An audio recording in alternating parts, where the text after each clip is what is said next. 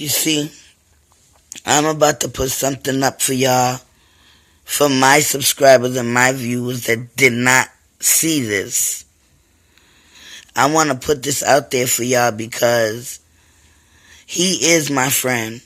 I am his friend, and we work together. He puts stuff out there, and it's your job and my job to go look for what he wants us to look for. You understand? You can be down with his crew. Trust me, nothing will ever happen to you dealing with this dude right here. And that's why I fucks with him. But check this out.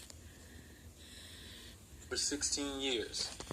And I know that that particular person is very skilled in what they do.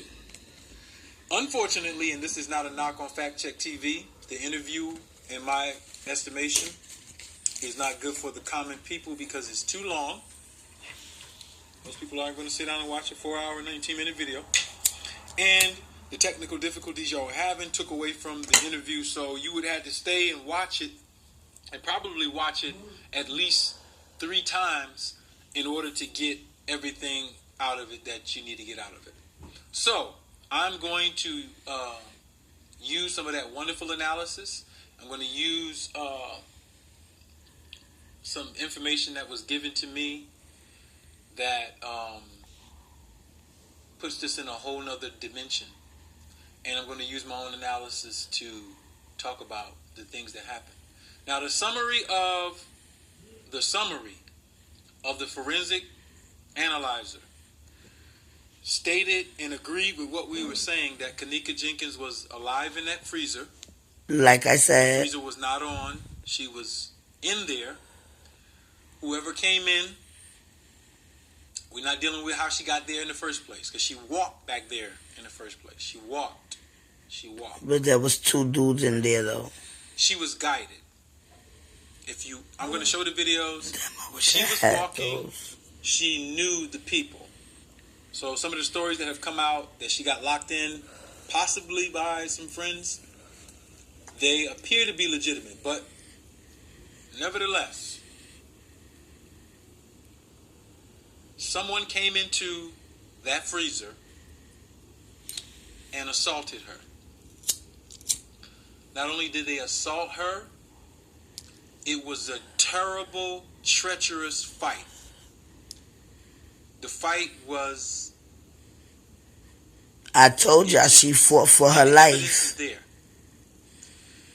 The fight was pre-planned by whoever it was that came in, because they strangled her with something that was still on her neck, which I'm about to show you. And they used a bag, plastic, looks like 2 forms, black and a clear bag, to strangle her. She fought.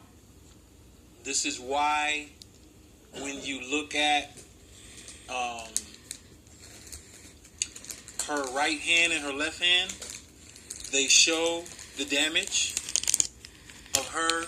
If you want to think about somebody strangling you and you're trying to pull it off of your neck, all right, when you look at her left hand, her left thumb, as the analyzer put it, is all bruised and injured from her trying to get this thing off of her neck. And it was squeezing so tight that it bruised her entire hand. All right. It bruised her entire hand. The apparatus that was used to strangle her was still on her neck, and I'm going to show you it. It's visible. It's something that is used at the Crown Plaza to secure doors. All right? If you're having some problems with hearing me or anything, just refresh. All right? It was used at the Crown Plaza to secure doors. All right? It's a very large, what you would commonly know of as a zip wrap. All right? And it's on her neck. It was placed on her neck. It is my position that there were 2 people in that freezer assaulting her. And that, based on looking at the forensic analyzer, I'm going to show you all the evidence that was shown there and the additional evidence that I have. And I'm going to show you the apparatus that's on her neck. You can use the photos to see this very easily. She was kicking and fighting. The injury to her right foot was based on her trying to kick, and there was something used in brute force on her foot. It eventually caused her to kick so hard she kicked her shoe off. All right? And in that whole fighting, she was on her back. She was on her back. The parties were trying to neutralize her. I think that they were attempting to also have sex with her, which there's evidence of, to rape her. And the evidence is on her back, that she was on her back. The evidence that her hair, how wild her hair got. If you remember Kanika, her hair was straight. It was a straight weave. It was a straight weave. All the pictures, even her walking through the hallways, it was a straight weave. At the time that she got into this facility freezer and this fight broke out, the fight and the heat, because the freezer was not on yet, caused her hair, she was sweating, she was perspiring. She was being fought on the ground, and the dirty parts of the floor, you could see the debris inside of her weave. She even got a particular part of the floor that has a particular type of material on that particular part of the floor. You could see that she was being held down and fighting back, and it's on the back of her head.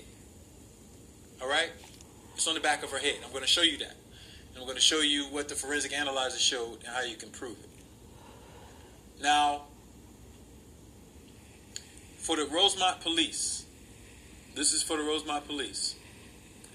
The procedures that you implemented according to the forensic analyzer who went over your scene, your death investigation scene,